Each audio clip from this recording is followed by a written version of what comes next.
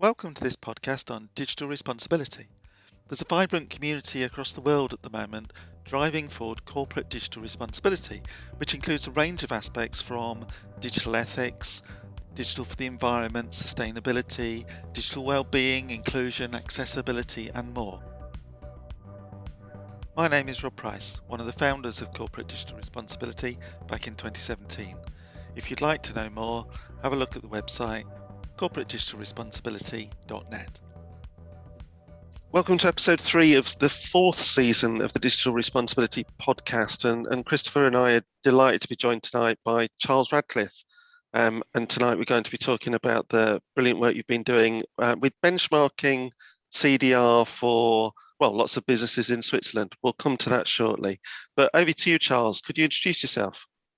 Yeah, thanks, Rob. And Christopher, really, really nice to talk to you this evening. Thank you very much for having me. So I'm Charles Radclyffe. I'm one of the co-founders of Ethics Grade, and we are a ESG ratings and research company with a particular focus on all things tech governance related. So CDR really feels like it's it's kind of the niche that we love working around. And I'd love to talk more later on about the work we've been doing in Switzerland. Great. Thank you, Charles. And I had the opportunity to read ahead of today's podcast about the digital expectations piece that you guys recently published. Could you tell us a bit more about what you were seeking to achieve through that and your experience of bringing it together? Because from my experience, it was probably one of the best articulated demonstrations of what good digital behavior should look like for organizations today. So I'm interested to hear more about your experience of that.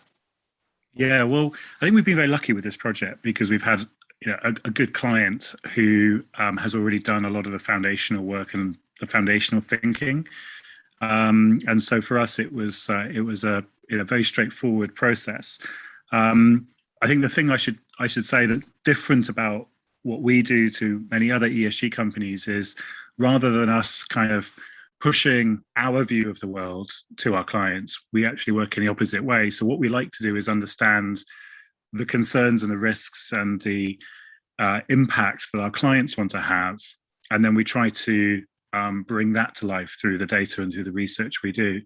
And so we were very fortunate with Ethos that they had already done that foundational work back in, I think, 2020. They published their 7 expectations for corporate digital responsibility, and that was based on research and engagement within the Swiss market, and the academic community within Switzerland, and building on the shoulders of many other people who've been thinking and concerned about this space. And I guess for the corporates that we've covered, the top 48 listed businesses in Switzerland, that gave them a clue as to what to expect next, and to put those foundational pieces in place. And really, our job was simply to do the research, to gather the data, and then to help Ethos digest that, and obviously now present that in the report they've just recently published. It's probably about a year and a half that we've been talking about benchmarking in terms of ethical use of AI, and then progressing on to CDR. And obviously during that time, we've also seen a greater awareness, especially in Central Europe, Germany, Switzerland, around CDR itself. What did you find in the conversations that you had with those organisations about their level of awareness? Not necessarily about the term itself, but actually the component parts that constitute it. And I think kind of especially thinking about the reception that you got when you first approached those conversations almost. Yeah, I mean, I think it's probably no surprise to many people that we're still in that very much emerging phase where this is being recognised as a priority, and also it depends on the industry of the organisations we're dealing with. And I think for us, what was really fascinating about this exercise was, there's quite a big mix of real tech companies like Swisscom and Logitech, to organisations which I've been a very happy customer of over the years.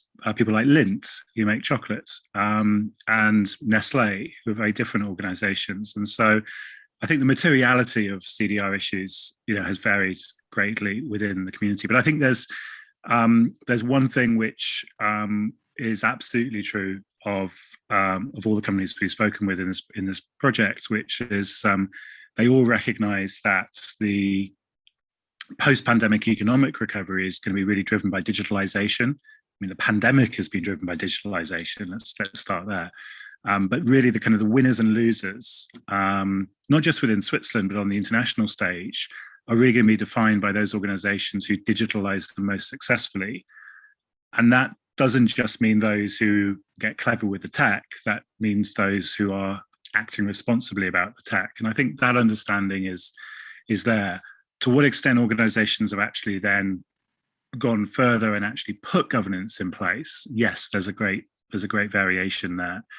But one of the things, and this comes out in the reports, one of the things that we were really pleased by, and I think this is something which we don't always see, is we're concerned that we're asking questions and we're pointing at risks that we see broadly, because we're subject matter experts. You've also been in the space a long time. So we kind of very much we understand the issues, and we can, I guess, immerse ourselves deeply in those issues. So for us, it's really easy to internalize what an organization might do. But sometimes it's hard, having that conversation with an organization for the first time, and they might not have that recognition that everything that we look at is relevant. But one thing we definitely saw very clearly within that community of 48 organizations was pretty much all the aspects of best practice that we're looking for, the impact we're seeking to drive. It was there. It just wasn't all concentrated in the same company. And for us, that was, I think, a really positive note. And hopefully what this will drive is potentially greater collaboration within the Swiss markets between those corporates as they start to look at who is acting with the right level of governance, who is putting the right things in place, and hopefully they will learn from each other, so that next time around when we do this study, we can start to show that jigsaw coming together in a single corporate. Because I guess for a lot of these organizations, for some time now, ESG will have represented almost a journey that they will have been going on from that initial formative phase of understanding and clarifying what it means to them, to kind of learning from others, seeing what good practice looks like, and understanding why it adds value to them, what's in it for them. Because I remember way back in the day, there was some skepticism about even things like environmental concerns. Why would I worry about that? It's not my. It's maybe that stakeholder in my work isn't so important to me. Do you see that being something that organizations are starting to understand and mature into? And do you see them at the start of that journey now? Yes. And I think what's interesting is it happens for different reasons. So, some of the organizations we spoke, and I think that we've learned now that it's who we deal with is the biggest clue as to what the driver is. So if we're working with, public policy professionals within an organization, then it's those concerns that are going to be driving the conversation internally. If we're dealing with a marketing function, then there's a very strong indication to us is how the organization sees the risks and the opportunities associated with it. One of the organizations we dealt with was with their chief people officer. And for them, they saw part of the narrative here around attracting talent and also retaining talent. And I thought, that was a very interesting, and understanding the context of that organization, it was very clear why they had that view. So I think it's good to see the recognition. It's just clear that in each organization it's driven by different factor. I think the thing that makes this exercise as a category difference to this is I think the first digital responsibility work that's been woven into an ESG agenda driven by an investment firm. I don't think there's another example of this that's been out yet. I think what's great about this is it's really forced the head of ESG or the head of sustainability or the head of investor relations to sit down with the chief digital officer or the chief technology officer and have this conversation. And I don't think that has happened before, but perhaps the conversation that has happened before is between the chief people officer and the CTO, or the head of marketing and the chief digital officer. This is the first time the investor relations professionals have been around the table, and that's great.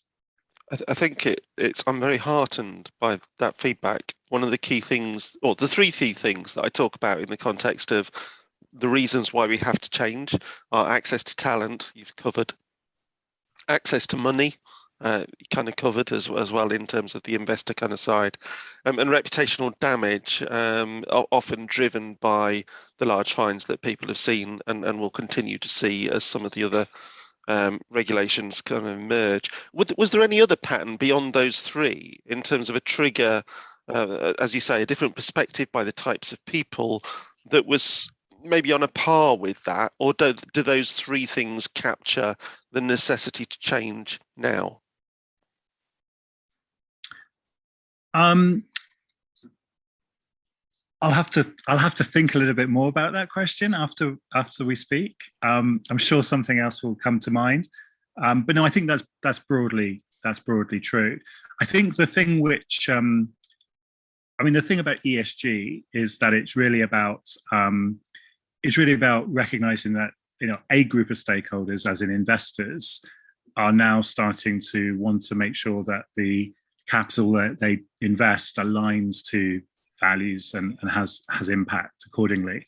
And I think this is now, we saw quite a few examples in 2021 of that connection between ESG and CDR or related topics to CDR starting to intersect. And so I think this, I don't think organizations, I don't think any of the corporates we spoke with were looking at this as a way of accessing cheaper capital necessarily. I don't think that was the framing, but I certainly think that some of them woke up because it was their stakeholders from the investment community that were driving these questions. And I think that was the thing which really was interesting. The other group that we haven't really touched on is the kind of compliance regulatory agenda. And I think what's really interesting is, we're living in sort of the end days of zero regulation around tech, or limited regulation around tech, I should more accurately say. And so even though we're probably, 2 years away from seeing regulations in the EU around AI, that's not yet driving so much of this activity, but actually investors are maybe looking ahead of the curve and starting to realize that it's cheaper and better to make sure that their investments have the governance in place now than to wait a couple of years when everyone panics and has to implement it with a deadline looming. So tell me a bit more about the mechanism by which you benchmarked organizations, because I think I heard at one stage there was a questionnaire of sorts that you were looking for organizations to complete. And I'm very familiar, having done some similar exercises. I mean, the breadth of CDR is quite a challenge. So to ask individuals, or even a lot of individuals in an organization, to cover their breadth must be quite a challenge. But how did you do it?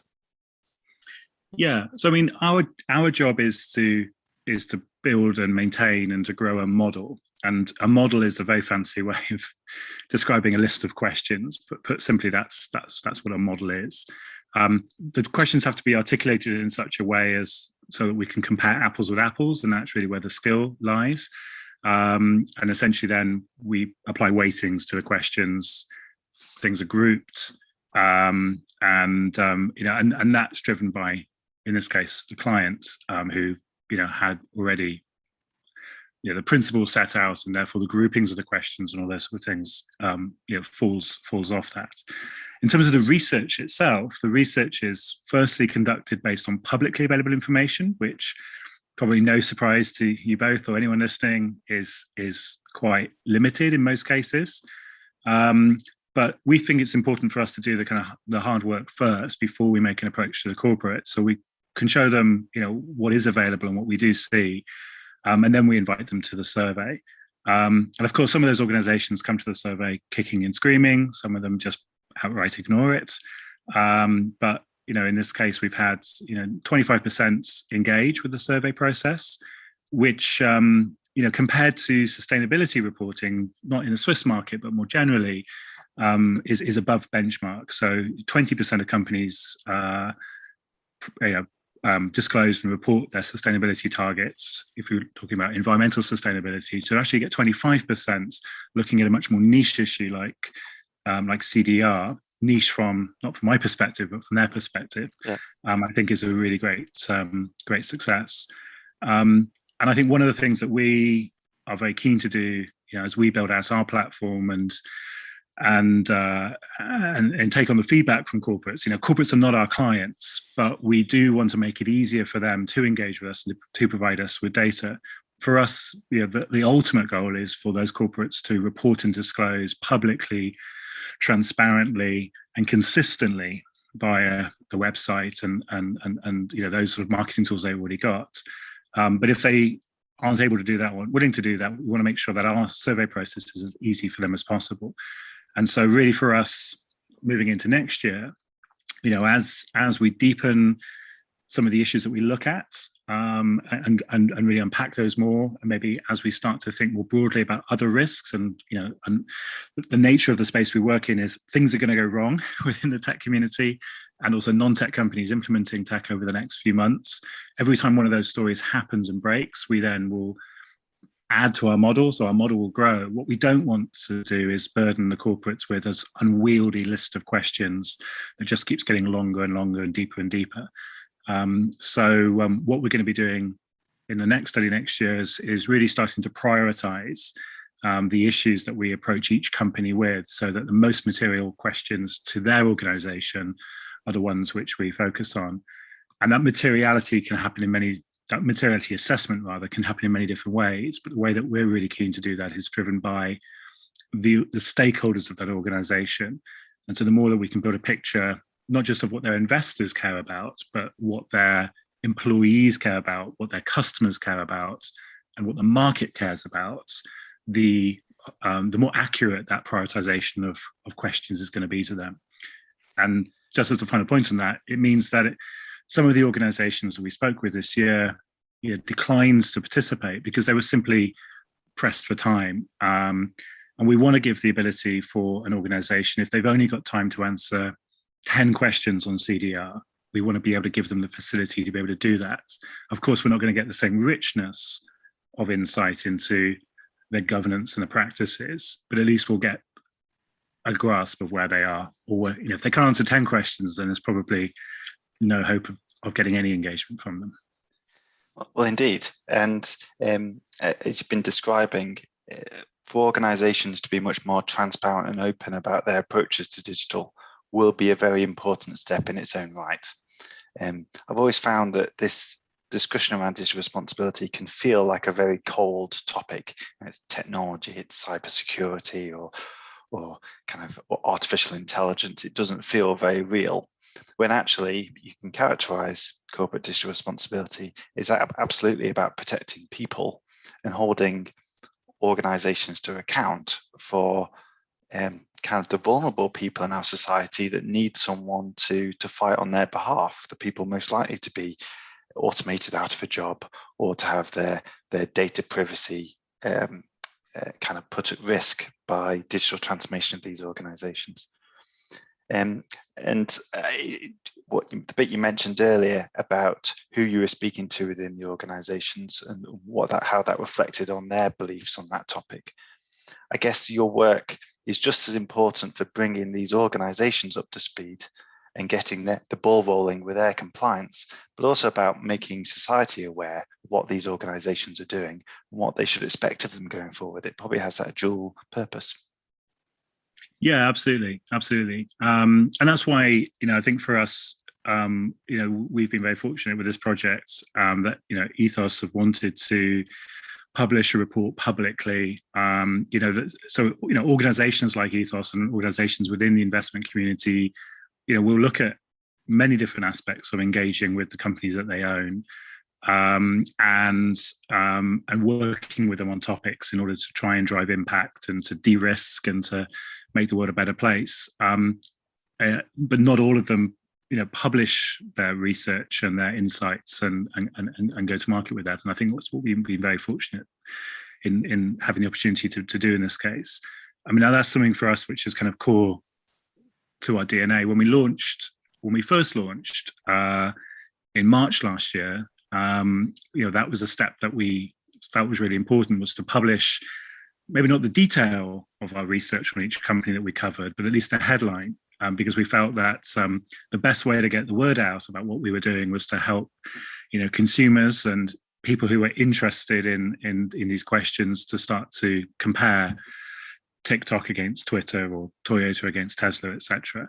But again, those are not our target. Those aren't our target market. We want to help consumers and people who are interested in the space to discern what's going on in companies they're following. But the service we're really providing is to investors. But if we can give back into the community, then obviously we're very, very happy to do just that. But I think what's particularly great about this piece of work is it's client driven, and the client has wanted to have that in the public domain, and that surely will drive impact. And I can imagine impact in a number of ways, in the sense that those organisations who have engaged this year will be looking to make changes and to engage in a way that improves their score next time around. And others who maybe didn't engage this time will be conscious of how their position was perhaps perceived if they hadn't previously. So business kind of does something different. I'm also very interested in the difference between what the business might say and what the employees might feel in terms of, is the integrity there in the intent, but also kind of in terms of the consumer belief, which may or may not be aligned. Is there anything within the work that you're doing that starts to kind of look at the flow through that to ensure, because I'm very conscious, core to the principles that Ethos kind of published was purpose and trust, kind of very much kind of flown through to the international CDR manifesto. How do you get to a stage where you've got that greater confidence that what is stated is executed, and is executed to benefit all? Yeah, I mean that's the goal. At the end of the day, that is absolutely the goal. But you've got to start somewhere, and I think you've got to put these things together. And I think what I learned, early in my career, before I started ethics, when I was at Fidelity, and looking at ESG really for the first time, was that you've got different people in the ESG space providing data to the investment community, and typically not providing. You typically find people like what I've now created, Ethics Grade, looking at the kind of corporate governance that exists in organizations, and looking at essentially what corporates will say about themselves and make the disclosures and reporting about themselves. And that's a really helpful lens, but it's not a complete lens. I mean, for one thing, it's not a real-time indication of how well risk is mitigated. We can really only assess the questions we assess on a quarterly basis, because it doesn't make any sense doing it more frequently than that. Organizations don't, if I take one of the organizations like, I don't know, Novartis, I mean, they've done already quite a lot of work around AI ethics and their AI ethics principles, for example. We're not going to see every month necessarily that kind of incremental change. What we're going to see is kind of a cadence of maybe quarterly updates as their strategy unfolds. And so that obviously means that there's a coarseness to the picture. There are other people who look at sentiment. They look at what is being said about an organization, maybe on Twitter or maybe Reddit or those sort of forums. Obviously, you've got organizations like Glassdoor, which look at a very limited set of stakeholders, employees. But again, that gives you a kind of real time. So if you're looking at an issue like misogyny in the workplace, or sort of diversity kind of risks that might exist in a workplace, and obviously they get a kind of a live data as people are disgruntled and start to talk about that and communicate that and express that. We don't get that. All we get is a kind of a view of the governance. But I think what's interesting is if you start to put these things together, then you can start to build a much more complete picture. And that's our longer term goal, is to be able to build those things out. But our shorter term goal is, we've got now a really good coverage and a really understanding of the top 50 Swiss companies. We'd love to go more broadly across the Swiss market. There's many other companies, many which are not publicly traded, which are also very impactful for the Swiss economy, but also the adjacent economies, in Germany and in Austria and in France. The more that we can build that picture of of that sort of European region, the more that we can start, the more the benchmarking comes to life. And then hopefully we can start, when we build a picture of an organization, let's say here in the UK, like British Telecom, having that triangulation with our assessment of Deutsche Telekom or Swisscom and, other national operators, starts to help us really understand the context of the quality of what they've done. And of course, that's a brilliant link to my last question, because I was going to slightly biasedly touch on the international CDR manifesto that both yourselves, Ethics Grade, and indeed Ethos have kind of supported. And one of the things that we've tried to do there, very much aligned with the principle around fair and equitable access to all, is very much to translate it into multiple languages, to try and ensure that we engage across multiple countries, to make it available for anybody who wants to reuse it as part of their work and their journey, whatever stage that they are on it. I guess my question is twofold. One is in terms of taking the work that you've been doing, but actually kind of also aligning it in some way to the manifesto in the principles that are defined through that, because I know the ethos definition and they're not dissimilar in terms of that entirety. But also, as you say, I mean, the adjacent countries make absolute sense because there is that strong focus around CDR. But I'm guessing that kind of that can go further afield as well. We know that there is interest and debate around CDR in South Korea, in China, in the other European commerce countries, and even to some extent in North America as well. I guess my question is, what for 2022? Kind of, if you had an ambition, where would you hope to be extending to over the next few months? Yeah, I mean, I think for us it makes a lot of sense to try and stay focused on the DACH region, and also the companies that are headquartered in the French-speaking parts of Switzerland, more naturally aligned to France and the Francophone world as well. So I think for us that's where it would make the most sense, because I think the sort of network effect of being able to compare apples with apples pays the biggest dividends. But our goal is really to try and cover as many of the world's largest listed organizations as possible. And so, and being a UK headquartered company, of course, we would like to win mandates for covering the FTSE, 100, 250. That would be, a sort of more immediate goal. But that's the problem with the ESG space. I mean, there's tens of thousands of assets which investors, are interested in, and you've got to start, where the demand is strongest. So. We'll see where the year takes us, but I think to your other point about the manifesto and agreeing on a kind of common definition. I mean, this is great and ever so helpful for us. As I said, the starting point for us, having Ethos with those principles laid out, is a really great foundational piece of work for us to do. But even within that, there's the richness is really around the weighting of things against each other. And so even if you were to say, well, all of these principles are equally important and every sub-issue is of equal importance, aggregating to that principle, that's a judgment call. That's a ethical choice that you'd be making.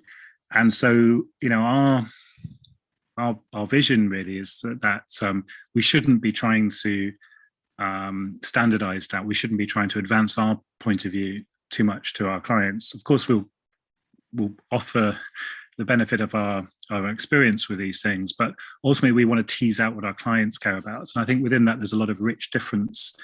And I think what we will see is that in some geographies or in some industries, some of those principles may be seen to be more material, more important, more relevant than others. And of course, that difference will reflect through in the data as well. And I think that's the fairest thing, is when you're looking at an organization and you're really understanding not how does it compare against an organization that's ostensibly similar in another geography with a different set of stakeholders, but really what are the risks to that organization from its own stakeholders? What are the people that are most intimately connected to that organization concerned about?